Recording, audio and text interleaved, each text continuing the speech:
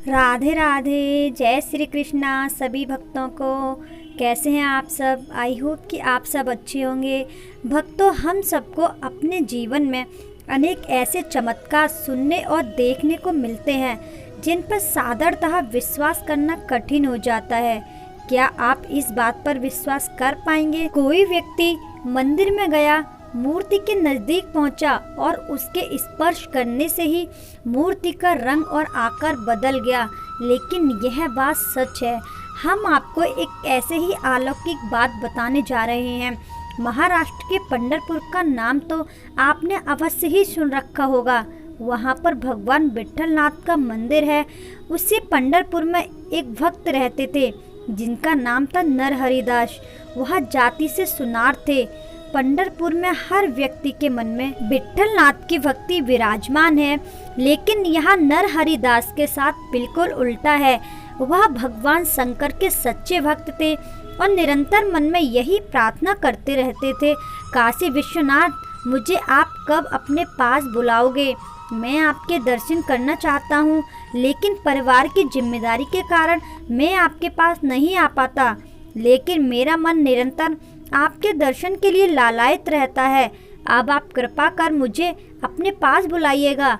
लोग उसे समझाते थे कि पंढरपुर नाथ और विश्वनाथ सब एक ही हैं, लेकिन वह कभी मानता ही नहीं था। एक ही बात कहता था, मेरे इष्ट भगवान तो शंकर थे, मैं अन्य की पूजा क्यों करूं? इसलिए उसने अपने पूरे जीवन में पंढरपुर मंदिर में जाकर प्रणाम नहीं किया। अब परमात्मा की लीला तो बड़ी ही विचित्र होती है। कहते हैं उसी पंढरपुर में एक सेठ रहते थे। उनकी कोई औलाद नहीं थी। एक दिन पंढरपुर मंदिर में जाकर वह प्रार्थना कर कहने लगे, हे नाथ, अगर मेरे कोई औलाद हुई तो मैं आपको एक सोने की करधनी बनवा के दूंगा। अब परमात्मा ने पुकार स्वीकार कर ली। सेठ जी को एक पुत्र की प्राप्ति हुई। अब वह सोचने लगे कि भगवान के लिए एक करधनी बनवानी है, पर वह भी सोने की। कौन सा ऐसा होशियार सुनार है जिसके पास जाकर मैं ये करधनी बनवा सकूं? वह पंढरपुर के सबसे मशहूर कारीगर के पास आकर कहने लगे, मुझे भगवान की मूर्ति के लिए सोने की करधनी बनवानी है, आप बनाकर दीजिए। अब नरहरिदास जी ये बात सुनकर विचलित हो गए। वह कहने लगे, कोई व्यक्ति हो तो मैं नाप ले सकता हूँ, पर आप तो विट्ठलनाथ के लिए करधनी बनवा रहे हैं। अब नाप या तो आप लेकर आइए या किसी और से ये करधनी बनवा दीजिए। अब वह सेठ जी कहने लगे, मैंने सारे शहर में आपका नाम सुना है, सोने के आभूषण आप बहुत अच्छे बनाते हैं। जैसे आप बनाते हैं वैसा कोई नहीं बना सकता, इसलिए अगर बनेगा तो आपके हाथों से ही बनेगा, अन्यथा किसी और से नहीं बनेगा। अब नरहरिदास चिंतित हो वह कहने लगे, सेठ जी आप मंदिर में जाइए और मंदिर से नाप लेके आइए। अब सेठ जी मंदिर में पहुँचे और पुजारी से बोले, मुझे भगवान की कमर का नाप दीजिए। अब पुजारी ने धागा उठाया और नाप दे दिया। अब धागे की नाप लेकर सेठ जी ने नरहरिदास को दिया। नरहरिदास ने वह काम करना प्रारंभ किया। अब इतनी सुंदर करधनी बनकर तैयार हो गई कि देखने वाले हैरान हो गए। सेठ जी उस करधनी को लेकर मंदिर पहुँचे। वह जैसे ही करधनी को भगवान को पहनाने का प्रयास किया, 4 अंगुल बड़ी हो गई। सेठ जी विचार करने लगे, यह करधनी कैसे पहनाई जाएगी? वह पुनः नरहरिदास के पास आकर बोले, इसे छोटा कर दीजिए। अब छोटी कराकर पुनः मंदिर में पहुँचे। अब जैसे ही उसे पहनाने का प्रयास किया, वह 4 अंगुल छोटी पड़ गई।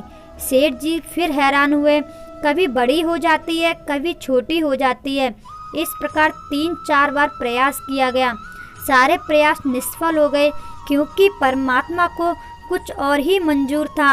अब तो सेठ जी नरहरिदास के पास आकर बोले, अब तो आपको ही चलना पड़ेगा, आप स्वयं चलकर भगवान की मूर्ति का नाप लीजिए।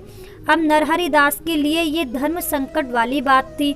वह कभी भी विट्ठलनाथ के मंदिर में गए ही नहीं थे। वह विचार करने लगे, मैं कैसे जा सकता हूँ?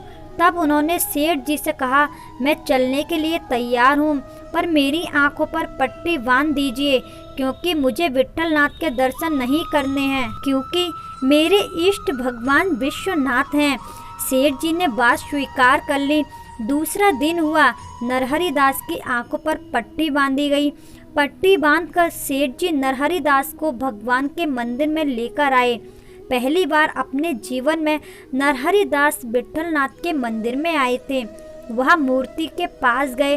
अब विट्ठलनाथ जी की मूर्ति में तो अलग ही जादू होता है। वह जैसे ही भगवान का नाप लेने लगे, वह हैरान हो गए।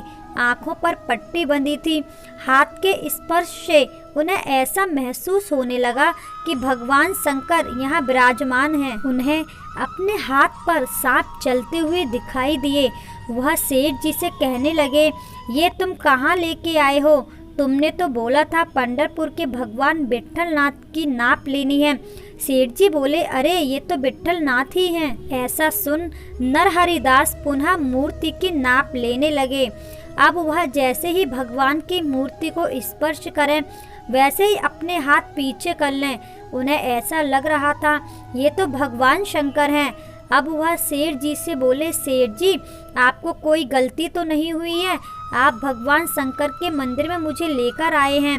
सेठ जी बोले, नहीं, ये तो विट्ठलनाथ ही हैं। आप नाप लीजिए और हमें करधनी बना के दीजिए।